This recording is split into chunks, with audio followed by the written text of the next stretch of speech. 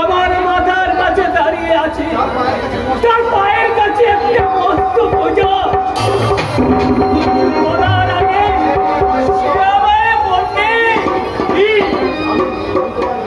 আমি তোমার মেয়ের মতো বাবা,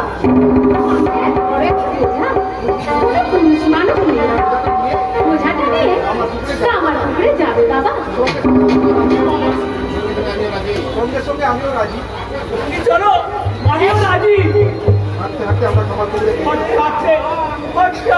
আমরা খাবার এসে গেছি মা।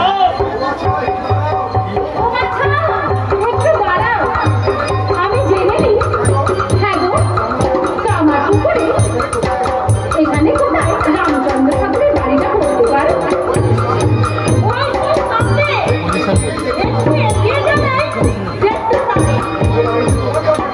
বাড়িতে তোমার কি দরকার?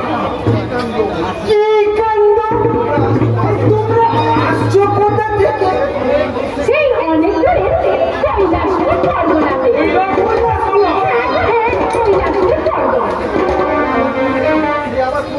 সে আমার ফোন বললো কে?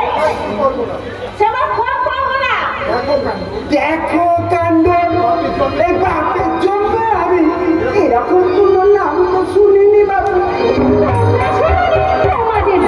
আমার তো না, সেই কৈলাসপুর পরগনা মহেশ্বর বাড়িতে আমি থাকি। ও আচ্ছা, চাটুজির বাড়িতে ঠিকানাটা একটু বলতে পারো?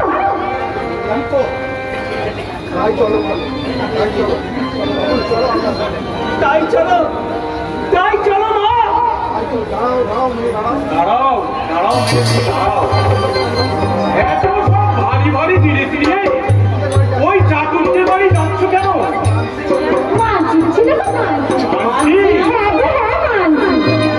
আমার যদি একটা ছেলের মতো ছেলে হয়, তার মুখে মা ডাক শুনে যদি আমার প্রাণটা জমে যায়, তাহলে আমি এই রামচন্দ্রের বাড়িতে এই নিজে পায়ে হেঁটে মাঠগুলো পৌঁছে দিলাম। দেখো কাণ্ড, এই চ্যাকুরকে বাড়ি বলতে ওই শুধু ক্ষুদিরাম চ্যাকুরকেই আছে, আর কি কেউ নেই? তা তো জানি রে বাবু, আমার মন চেয়েছে আমি ওই বাড়িতে দেবো, আমি ওই বাড়িতেই দেবো। তাই দাও, ওদের সংসারে বড় অভাব। আমাদের আসছে কলকাতা থেকে, ছেলেটা বড় খেতে ভালোবাসি। বুঝেছি, এবার আমি সব বুঝেছি। বলায়ের বিশ্বাসের কাছে স্বয়ং মা কালীও পরাজয় স্বীকার করে দিয়েছে।